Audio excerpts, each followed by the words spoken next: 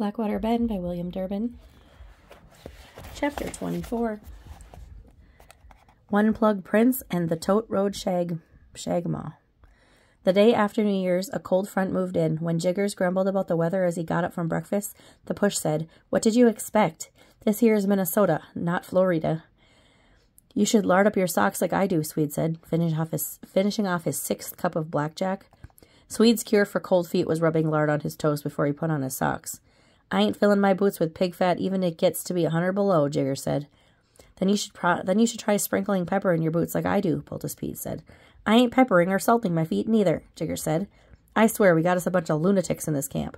Food belongs in a fellow's belly, not his boots." While Ben and Nevers were picking up the breakfast dishes, a heavy stick of firewood rolled out of the wood box and nearly smashed Nevers' foot, but he danced out of the way. "What sort of jobs do you get in the summer?" Ben asked as he retrieved the fat chunk of oak. "I usually hire on a farm or a livery stable," Nevers said. "Why are you asking?" "Just seeing how quickly you dodged the stove wood, I bet you'd make a dandy log driver," Ben said. "You think so? I've always wondered what it would be like to ride those logs downstream to the mill." "Me too," Ben smiled. "You suppose they'd let us sign on this spring?" Nevers grinned. "Imagine running the river all the way to Canada. It'd be a lot more fun than mucking out a barn," Ben said. "You boys cleaning or gabbing?" Pa yelled from the storeroom. "It sounds like ladies in a social meeting are out there." Later that week, the push finally admitted that he was worried about the weather. "I hope it don't get no colder," he said to Pa. "The jacks can stand anything, but if it drops lower, I'll have to keep in the horses." That meant a day of hauling would be canceled, even if the sawyers and skidmen kept working. Ben knew that the profit of the company depended on how fast the logs would be landed at the riverbank. The push often said, "A day without hauling is money down the spillway." Each morning, when the push stopped by for his blackjack, he and Pa talked about the cold. It was understood that the kitchen crew would keep the temperature a secret, the push said. If those jacks knew how cold it was, they'd want every day off all winter long. On the morning of January 2nd, the push had 35 below. Even with a scarf wrapped around his face, Ben's eyelashes froze while he was driving the swing dingle. He could heat the runners of the hauling sleds squeaking from 2 miles away. The friction of the sleds melted away a fraction of an inch of the ice ruts, but they froze instantly after the load passed. Like all the teamsters, Ed Day drove his sled standing up. To keep his feet warm, he stood on a gunny sack stuffed with hay laid across the front platform. On the coldest mornings, Day had to hook a second team ahead of his leaders to break out his runners. But no matter how cold the weather, Day stayed calm and kept a close eye on his team, while the rest of the fellows ran to the lunch line. Day checked each of his horses before he fed himself. One afternoon, Day was about to start his team when his leader stomped his foot and snorted. Day said, "Sorry, Prince," and reached into his coat pocket. "I almost forgot your lunch." Day held out a twist of tobacco and his horse snatched it up. The horse chewed hungrily as Day walked back to the sleigh. Ben couldn't believe his eyes.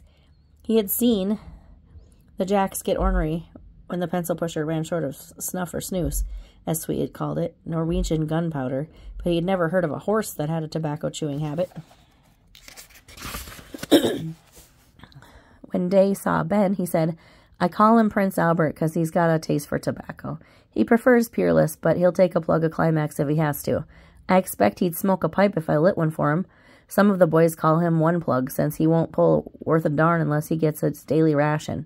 Day took his wide-legged driving stance and picked up his reins. "I'd normally sell off a finicky animal like him, but I have never seen his equal when it comes to hauling." Ben grinned as he finished loading the frozen dishes to the swing dingle. He could imagine Prince puffing on a pipe as he pulled the sled to the landing. On Sunday afternoon, Ben and Nevers headed down to the bunkhouse to visit. The cold spell had been making Pa and the rest of the jacks so crabby that the day before, when Ben had to go to the clerk's shack, Wally's unusual grumpy mood hadn't even bothered him. Ben asked Wally, "How early in the spring do you hire your log drivers?" But the clerk only said, "That depends." Ben had also been trying to get his pez to get Pa to tell another story about his mother, but Pa was back to his old silent self. "How can it be so sunny and still cold?" Nevers asked as he hunkered down in his Mackinaw on their way to the bunkhouse. When Ben stepped into the bunkhouse, the hot smell of the stove mingled with the wood smoke and wet wool. "Hang your caps and mitts on the line, boy," Wendy's said. "I lost one of the wool liners for my mitts," Nevers said. "You must have been robbed by a tote road shagama." "What's that?" Nevers asked. "Haven't you ever heard of a shagama?" Ben and Nevers both shook their heads. Anytime you lose something made of wool, a hat, mitten, or even a mackinaw, that means that the tote road shagama has snatched it up. Wool is their main diet, but you never see one because they're so shy. They have their bare paws in front and moose hooves in the back, and they switch from one set to the other so often that you can't track them down. Ben knew Wendy was teasing, but never said, "Really?" A buddy of mine back in Michigan was following some moose tracks one day, and all of a sudden the tracks changed to bear prints. He stopped and scratched his head. The tracks kept switching from moose to bear every quarter mile. Then they turned due north at the witness tree. Not only was that shagama following a section of lines, he was changing his walking style every quarter mile. He'd been following timber cruisers and had copied their style of packing out square sections of timber. But being that the shagama is a low on brain power, he could only count as high as 444 steps before he had to start over. Ben looked at the other fellows. There wasn't a hint of doubt on any of their faces. In fact, Wendy's talk of hungry wool-eating critters caused several men to check their clothesline to make sure all their things were there. When Ben and Nevers walked back to the cook shack, it was even colder than before. "It feels like winter is never going to end," Nevers said. "It'll be worth the wait when spring comes and we're riding a stick of pine down a whitewater rapid. Only if the push and that crazy clerk will sign us on." "They will," Ben said. "And if your pa lets you go." "I'll work for him when the time comes," Ben said, hoping that his bold talk would actually come true.